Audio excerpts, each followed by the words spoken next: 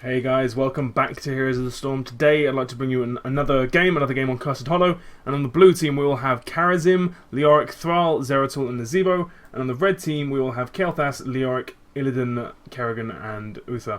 Sorry, I got caught off guard a little bit there, I wasn't expecting to see two Leorics, but this is a quick match game. This game is just a standard, everyday game, nothing too special, but the MMR is approximately 3,000, but there are a couple of 3.8 actually. Now I'm looking at the MMR, there's one guy here with 3.8k MMR, so we should get a fairly high quality game. And as it looks like that Nazebo is AFK, which means that the 5-man charge from the red team at the mid lane is going to get them a little bit of advantage for the first few seconds of this game. Let's get talents up, see what talents everyone's going. Now there isn't any talent I'm going to talk about, but we'll talk about that in just a second. It looks like the red team are going to dive on the Leoric here. Leoric with the Wraithwalk manages to get away, and Zeratul does a little bit of damage on the opposing Leoric. I'm going to say Leoric a lot. I apologize if that makes any confusion. I'll try and say red Leoric or blue Leoric. So a couple of things I want to draw attention to. One of them is this Rabid Wolves, which ever since the Thrall tweak, the Thrall fix, I like to refer to it as. Oh, good combo there from the Kerrigan, is going to stun the Leoric. Follow it with another stun, means that the Wraithwalk is going to come out and he's going to get pretty low. Illidan is going to dive and try and get a little bit more extra damage, but the Kael'thas does force the thing, and by force the thing? Jesus Christ, sorry about that. But the Illidan does fall to the burst damage of the Zeratul, which is incredibly strong, and Leoric is already alive and back in lane, allowing to secure that soak. But I want to talk about this Thrall build. I have looked at the builds a little bit, and the Thrall build, ever since the Thrall tweak, the Thrall fix, he has been very much a Wind Shear, Wind Fury. That build, which is good, it's a good build. It's been fixed significantly, the animations work now, but you don't really see much variation in that, which is kind of a little bit boring in all honesty. But now that they fixed that, it does look like they're going to see a little bit Zeratul with a successful gank there down the bottom lane on the Leoric. Sorry, I got a little bit sidetracked there and missed that one. And it looks like Illidan's going to be able to get away no problem. So red Leoric has died once and blue Leoric has died once. And another thing that's quite different is the Kerrigan going for the Impaling Spikes build. Now I don't agree with this blue team entirely abandoning bottom lane. They do have a few seconds where the minions aren't going to get there to maybe go up here and secure a quick kill. There is 4 of them in the mid lane here. This is going to be very dangerous for them too, but they do manage to retreat just in time. The combo is going to land. Leoric is in cannon range. This is going to deal big damage. The Wraithwalk is going to secure him.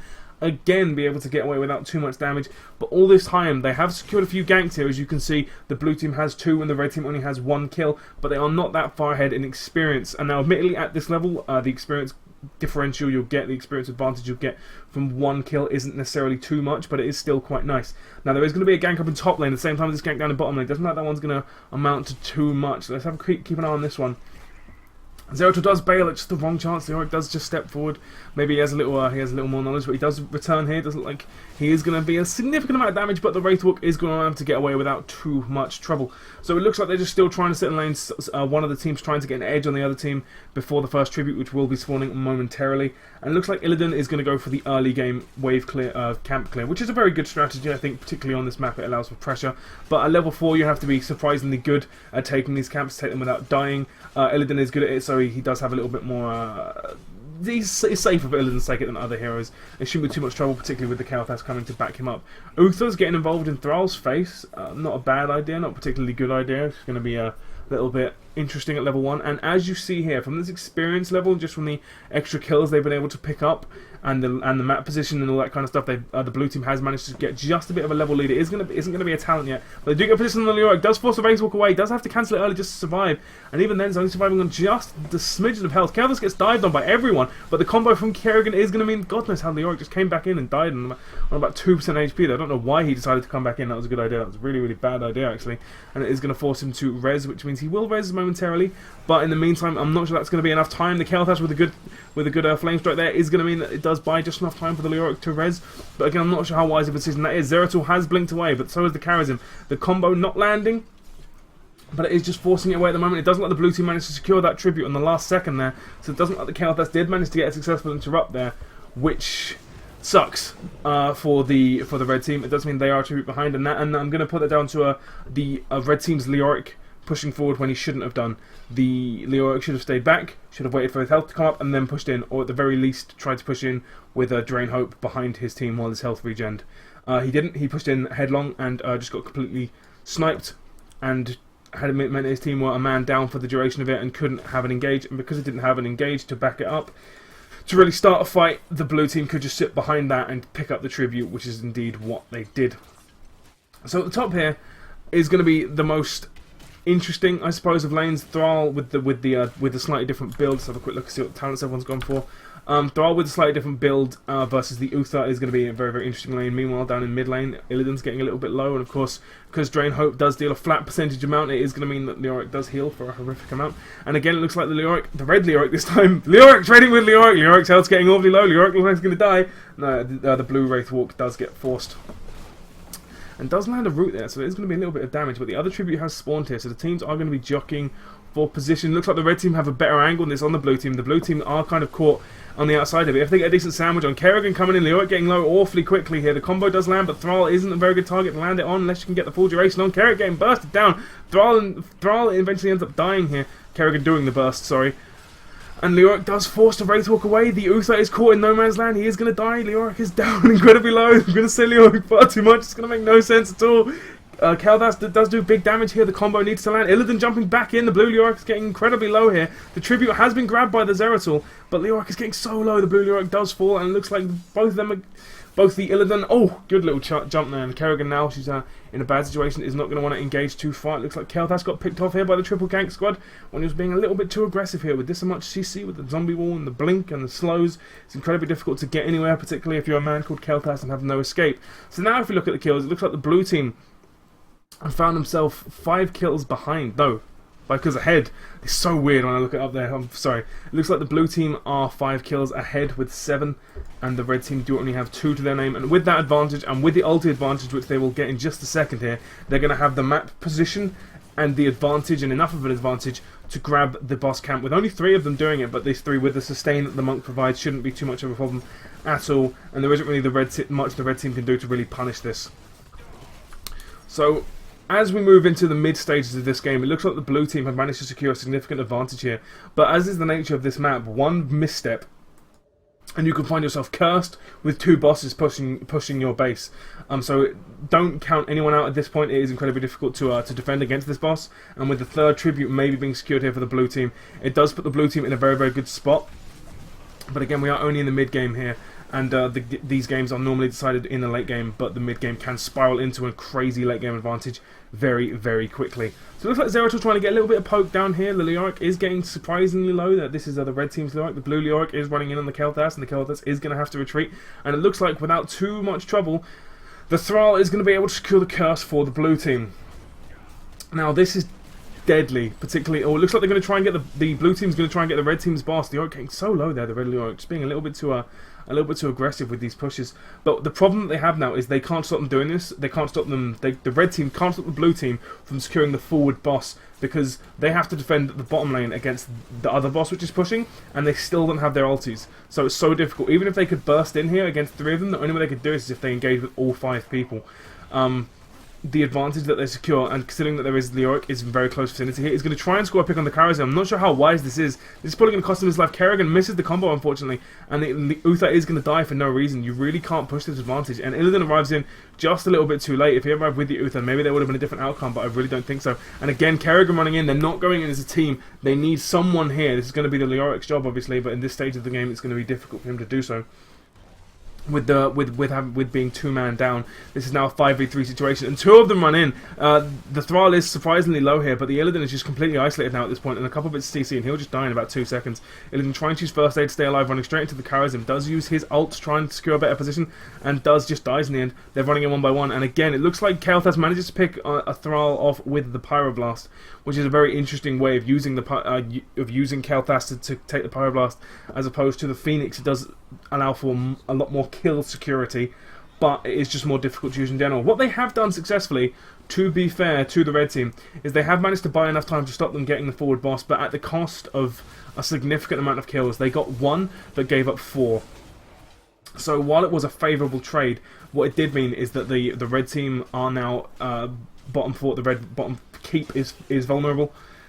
And they lost their top 4 as well, and then looks like they're going to lose mid as well. Oh no, they managed to secure the Ravage, which will meet incredible amounts of damage very, very quickly here. The combo is going to force the chain stun on the Karazhan. He doesn't have anyone to jump to, but the Zeratul is doing big work on the Kaldas. It does manage to get away without too much trouble, but it does mean that the monk is going to be able to secure. The Pyroblast coming in Does manage to interrupt it just by getting out of range, which is going to save his life for now, but I really think he should be retreating. But with that sustain, you can do a lot if you really, really want to. Now, the only person who can really shove this without getting into melee range is Nazeebo, so I would like to see a few exploding toads, maybe a jar of spiders, just on this fort, just to make sure it gets knocked down really quickly. I imagine the minions will do the same, because it doesn't look like anyone's particularly interested in defending, which is fine, and it looks like the blue team once more are going to go for the forward boss.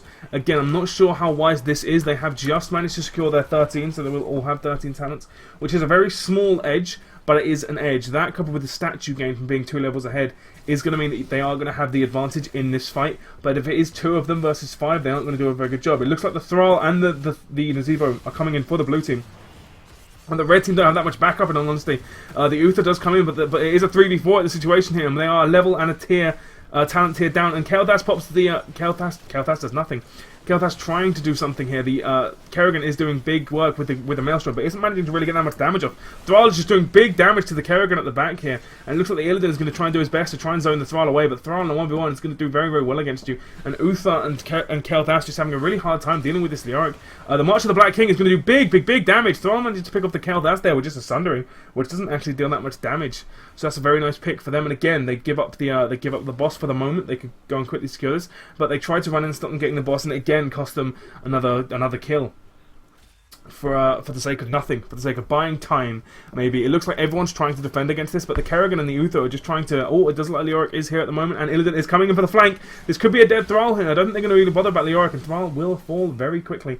Need to do more of that. Need to do more of that, engaging on multiple angles. What they do need to do here is they could trap the Nazeebo. I do believe getting a kill is more important than getting the boss, but it does look like they are splitting off, which is not in their favour, in all honesty, particularly with the 4 up here still being alive. There isn't that much they can do about this, and it looks like evasion will stop the Illidan from dying, but the Karazhan, meanwhile, is just sitting in the bush waiting to capitalise.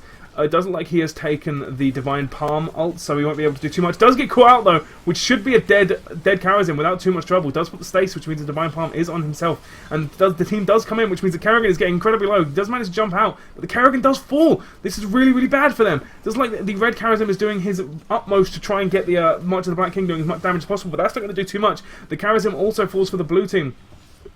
But it looks like the Zeratul is going to be able to do so much work on the backline. Zeratul and Leoric are just managing to engage, and nothing they can do about it. The Illidan is going to be able to pick up the Nazeebo, which is going to be very, very nice, but that isn't going to deal too much in terms of actual game-winning capabilities. The Illidan is forced to use Metamorphosis just to escape, and even then he only just manages to make it.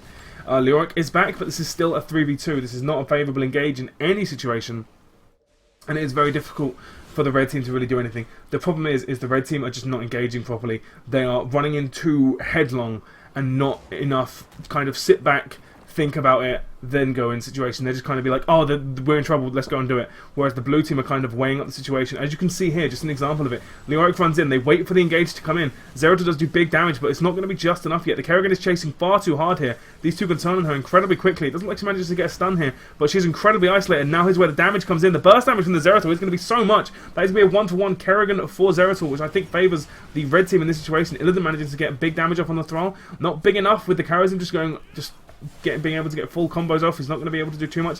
Illidan's going to try and do big work. He's going to need to switch onto the Nazeebo. When the Nazeebo comes in, doesn't do that, gets Divine Shielded, but the March of the Black King is going to do so much damage to the Uther trying to run away. Leoric does manage to get caught out there by a root, which is a very good root from the Thrall. To be fair to him, he has upped that ability by a significant amount of talents, which is a build you don't normally see, which is very nice to see, a new refreshing build. And that does mean that it is going to root for a lot longer and be up a lot more often, which is a very interesting way to build Thrall. The Wind Fury will still obviously go off and still do big damage, but it is not your main source of kind of your go-to move, as it is on the other build, which is widely considered to be the strongest build at the moment.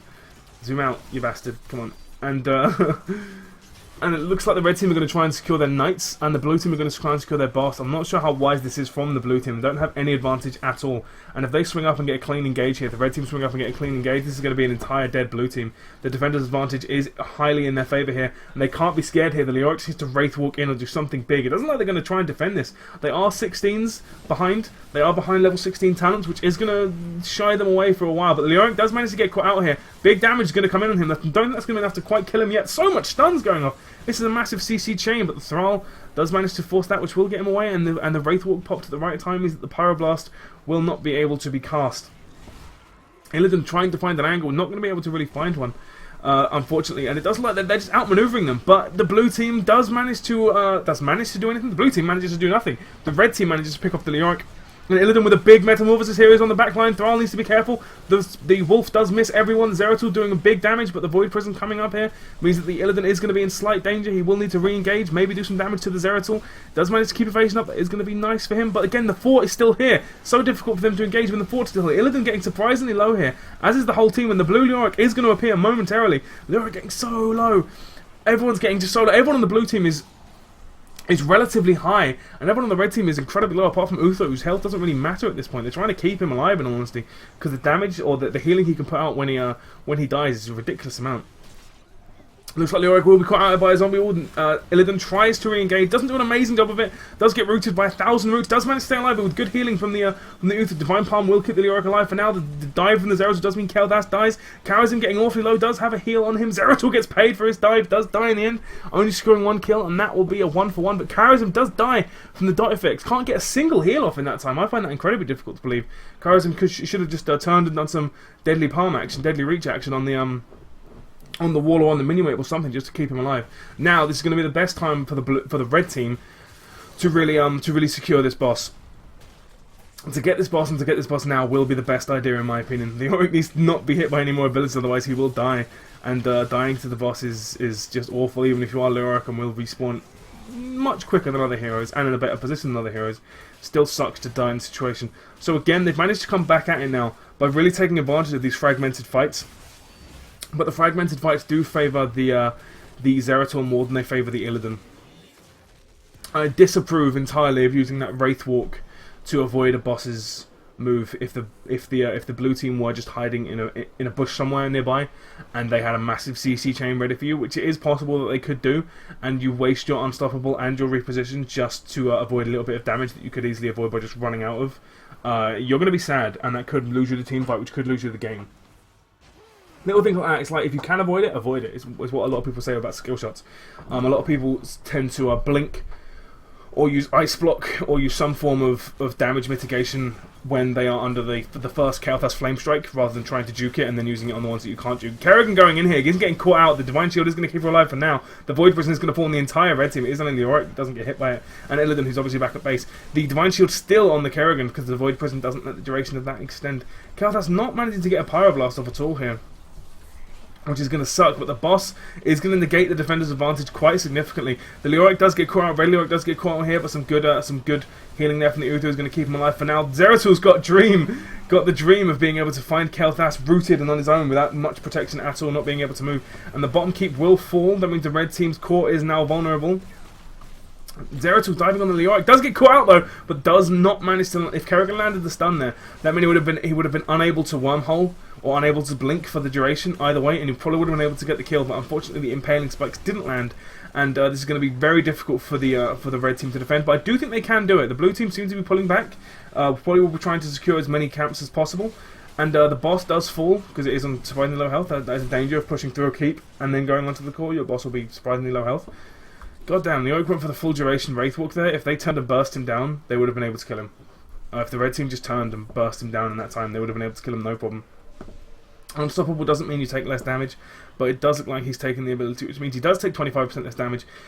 But I still think they would have been able to die. He would have just died without too much trouble. Leoric does get a good engage on the Karazim, but it doesn't look like the red Leoric will... the blue Leoric. The blue Leoric will fall incredibly quickly here. The good stun there from the Uther is going to mean that the Karazim is going to get incredibly low. The stasis is going to go off, and he will return up the high HP. I'm not sure how much of an advantage this is going to be. He's going to die quickly. The Zeratul is lurking behind. He's going to be able to do big damage to any assassin that runs to him. It looks like it's going to be Kerrigan to start things off, and he'll be able to get out of there no problem. They're not really taking advantage of the fact that Zeratul is out of position. Well, not out of position, but Zeratul is isolated these whole team fights. He has to isolate himself the whole time, and it looks like the blue team will know where this Uther is, and Uther just needs to run for his life here. Kel'Thas dropping with the Zeltas burst again, not taking advantage of that. Zeratul does fall to the mark to the Black King. This will mean that it was a 2 for 2 at this particular situation, and Uther running in means that the Leoric should stay alive. Doesn't get out of the zombie wall with the Wraith Walk. Not entirely sure why that happened or how that happened, but that did happen. I mean, when you have Illidan on the Thrall, this is not a good situation for the Thrall to be in. However, it does manage to pick up the Leoric, but the Thrall is getting incredibly low, and he does have Leoric to back him up. He's so unbelievably low. The Metamorphosis is going to be able to pick him up here, and Uther to back up the Illidan is going to force the Blink from the Nazebo. Now, this is a 2v1 situation, and even with the tank, this is not a good situation to be in. The slide and dive there, such a long duration on that Wraithwalk when you take the talents for it. Just like 60% duration. That means you can just reposition so far away. There's no way anyone can re-engage after. If you use a full duration on it, you're out. There's no way anyone's going to be able to catch you. So they didn't take much advantage of that curse. A little bit of an advantage, I would say. It does mean that your lanes shove, and when you're already in a lead, shoving a lane is very good. But it does look like the blue team's keep has fallen. So that means the blue team's core will be vulnerable as well. So we're kind of in a situation here where the advantage isn't that much. As I said at the start of this game, the mid game doesn't really mean that much, and the early game means even less. It's all about the late game on this particular map.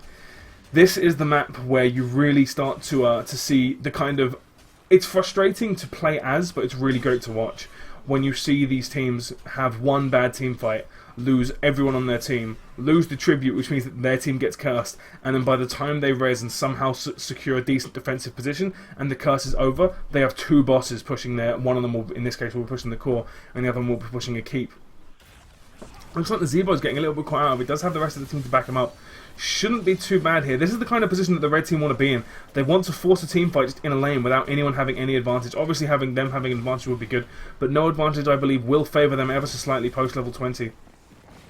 And the power that the Kael'thas has, compared to the power that the Thrall has, Kael'thas is going to do so much more damage, and I imagine Illidan and Zeratul are going to do similar things, and the Kerrigan is kind of going to be in a kind of wonky position where she's not going to be able to do too much. What I would like to see is the team fragment and then condense as the fight starts. I would like to see them force the Zeratul and everyone to kind of go away to different positions while they're all on high health and difficult to deal with, and then kind of bolt, sweep, dive and ravage all towards one spot and really force the blue team to have a really bad positioning advantage.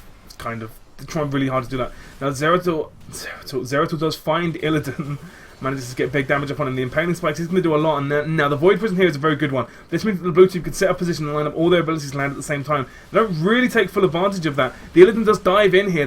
Now the Ravenous Spirit is doing big work from the Zebo. They're forced to cancel it. The Uther will fall for the red team. This is really, really bad for them. They have used all their ults, the blue team. They have no ults left, whereas the red team Uther has died here, so that means that his Divine Shield will not be a thing until he comes back up, because he has taken the Redemption talent. Looks like he is alive, and then just instantly gets melted again. That's really not what you want to see. But fuck's sake.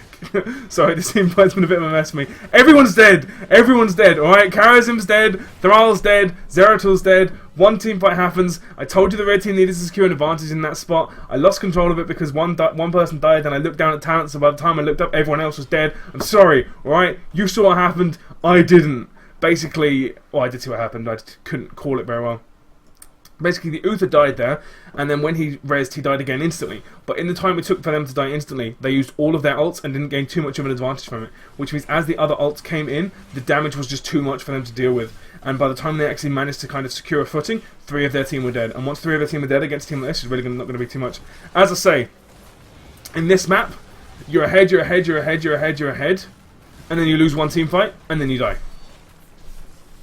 That's the nature of this map. Very well played from the red team to not give up, but as you can see here, they had 2 keeps. The red team had 2 forts and 2 keeps. It decided in the late game. I think the red team got kind of lucky there, but I think one good team fight is all you need, particularly when you've got a comp like this that can be very, very explosive. Thank you for joining me. I have been Mr. G. This has been one of my worst casts, but I apologise. I hope it was entertaining still for everyone. Thank you for joining me, and I will see you next time.